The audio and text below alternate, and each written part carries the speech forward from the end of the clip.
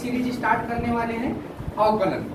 अवकलन आज हम लोग पढ़ने जानते हैं। तो सबसे पहले हम लोग ये समझते हैं कि अवकलन होता क्या है। एक्चुअल में हम लोग जानते हैं कि अवकलन क्या होता है। जिस प्रकार हम लोग जानते हैं कि प्लस मतलब क्या होता है, जोड़ना। क्या होता है बेटा? जोड़ना होता है। प्लस मतलब क्या होता है? जोड़ना होता है। माइनस मतलब क्या होता है? घटाना होता है। क्या होता है? घटाना होता है। उसी प्रकार बेटा डिवाइड मतलब होता है भाग देना। क्या होता है? भाग देना। क्या होता है? भाग देना। गुणा करना, आप लोग जानते हैं गुणा करना। उसी प्रकार अवकलन का मतलब होता है परिवर्तन की दर ज्ञात करना। क्या ज्ञात करना? परिवर्तन की दर ज्ञात करना, जिसे हम लोग बोलते हैं डीवाई बटे में डीएक्स। डीवाई बटे में डीएक्स। डीवाई बटे डीएक्स में क्या होता है? डीवाई बटे डीएक्स का मतलब होता है परिवर्तन की दर ज्ञात करना। परिवर्तन की दर ज्ञात करना। परिवर्तन की दर ज्ञात करना।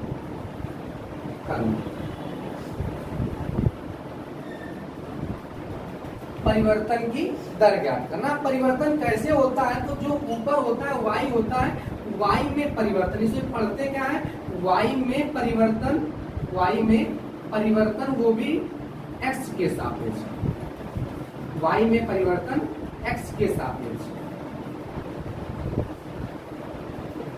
जो ऊपर होता है उसे बोलते हैं हम y में परिवर्तन। जो ऊपर होता है उसमें परिवर्तन होता है, जो नीचे होता है उसके सापेक्ष परिवर्तन होता है, मतलब due to respect to x। y में परिवर्तन due to respect to x। जिस प्रकार प्लस मतलब जोड़ना होता है, माइनस मतलब घटाना होता है, और बेटा डिवाइड मतलब होता है भाग देना, और क्रॉस मतलब होता है गुणा कराना, उसी प्रकार होता है बेटा डिवाइड बटे डीएक्स का मतलब होता है परिवर्तन की दर ज्ञात करना। परिवर्तन की दर ज्ञात करना डिवाइड बटे डीएक्स को ही बोलते हैं हम लोग y में परिवर्तन x के सापेक्ष। y में परिवर्तन x के सापेक्ष। जैसे आप लोग मान लो आपकी मम्मी ने दिया गेहूं, मान लो 30 केजी आपका गेहूं, बोल दिया कि बेटा आपको चक्की जाओ और चक्की से इसको पिसा के लाना है। तो अगर चक्की को पिसा के लाना है तो चक्की से आप गए और वहां पे आपने पिसाया। अब पिसाने के बाद आपको 30 किलो आटा घर पे ले आए। घर पे लाने के बाद जब वो आप 30 केजी घर पे आटा ले आए, तो आप 30 केजी जब घर पे आटा ले आए तो घर पे रख दिया। तो 10 दिन बाद ऐसा तो होगा नहीं कि 30 किलो आटा 35 किलो हो जाए। कहीं ना कहीं आटे में परिवर्तन होगा। अब आटा में परिवर्तन हो रहा है किसके सापेक्ष? समय के सापेक्ष। किसके सापेक्ष बेटा? समय के सापेक्ष। किसके सापेक्ष? समय के सापेक्ष। तो जो ऊपर y लिखा है ना, वो y में परिवर्तन हो रहा है किसके सापेक्ष बेटा? जैसे आटे में परिवर्तन हो रहा था किसके सापेक्ष? समय के सापेक्ष। आटे में परिवर्तन हो रहा था किसके सापेक्ष?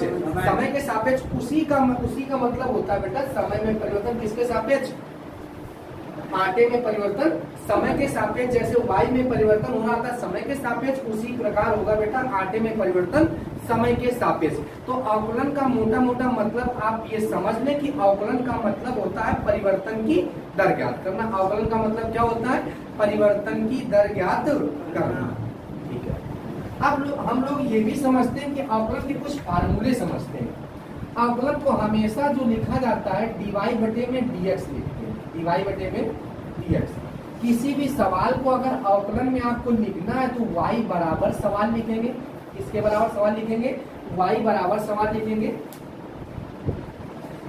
y में आपको लिखना है तो y में परिवर्तन, मतलब किसी सवाल को अगर आपको लिखना है तो आपको क्या लिखना पड़ेगा?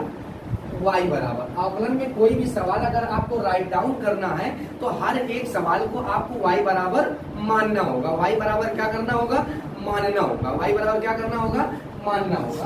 तो हम आपको कुछ फार्मूले भी बताते हैं। इसमें लगभग 16 फार्मूले हैं। इंटर के सिलेबस में आप 16 फार्मूले अगर अवकलन के तैयार कर लेते हैं तो आपका पूरा जो चैप्टर है वो अवकलन आपका हो जाएगा समाप्त। ये हम एक ऐसी सीरीज स्टार्ट कर रहे हैं जो 44 नंबर की सीरीज कक्षा 12 में पूछी जाती है यूपी बोर्ड में। 44 नंबर की। कितने नंबर की? 44 नंबर में 40 मतलब 44 नंबर की सीरीज है ये, जिसका नाम है कैलकुलस, जिसमें 5 टॉपिक हम लोग पढ़ेंगे। उनमें से आज हम लोग पहला टॉपिक पढ़ रहे हैं, कौन सा? अवकलन। अवकलन के आइए कुछ हम लोग फार्मूले समझते हैं।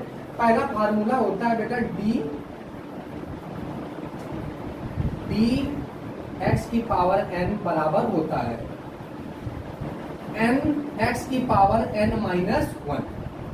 मतलब बेटा कुछ इसका मतलब ये होता है पावर आगे आ जाएगी, पावर में की क्या कर देंगे, कमी कर देंगे। दूसरा फार्मूला क्या होता है, तो दूसरा फार्मूला होता है बेटा, अगर आपको दूसरा फार्मूला जानना है तो e की पावर x का जो डिफरेंशिएट होता है, अवकलन होता है, वो e की पावर क्या होता है, x होता है। तीसरा फार्मूला आपको जानना है तो आप समझ लीजिए a की पावर x का जो a की पावर x का जो अवकलन होता है वो a की पावर x होता है लॉग बेस में e इंटू में क्या होता है बेटा, a होता है।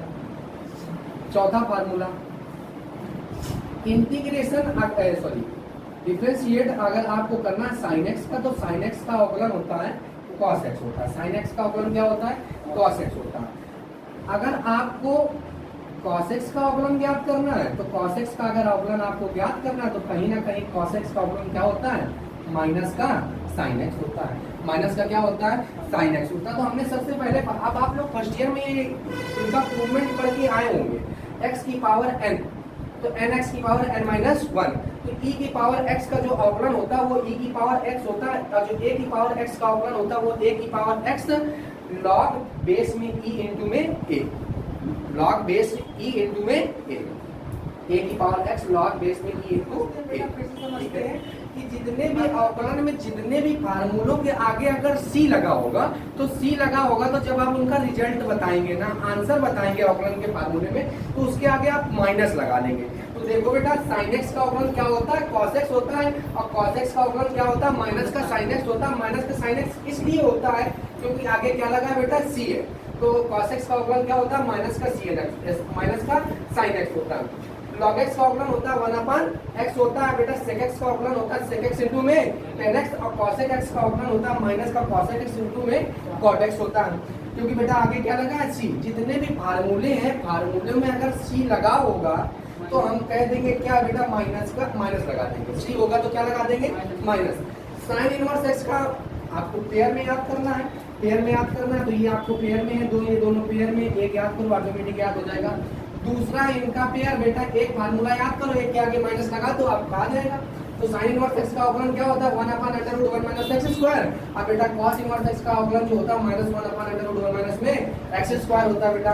तो क्योंकि इसके आगे क्या लगा है, सी, इसीलिए तो माइनस है, प्लस और माइनस का अंतर है बेटा। सेक इनवर्स एक्स का जो अवकलन होता है 1/x स्क्वायर माइनस होता है, और कॉसेक इनवर्स एक्स का अवकलन जो होता है -1/x स्क्वायर माइनस में क्या होता है, 1 होता है। टेन इनवर्स एक्स का अवकलन जो होता है वो होता है 1/1 प्लस एक्स स्क्वायर। अब बेटा कॉट इनवर्स में सी है, इसलिए माइनस में 1/1 प्लस में क्या हो जाएगा, एक्स स्क्वायर हो जाएगा। तो ये याद करो, दूसरा अपने मन से याद हो जाएगा।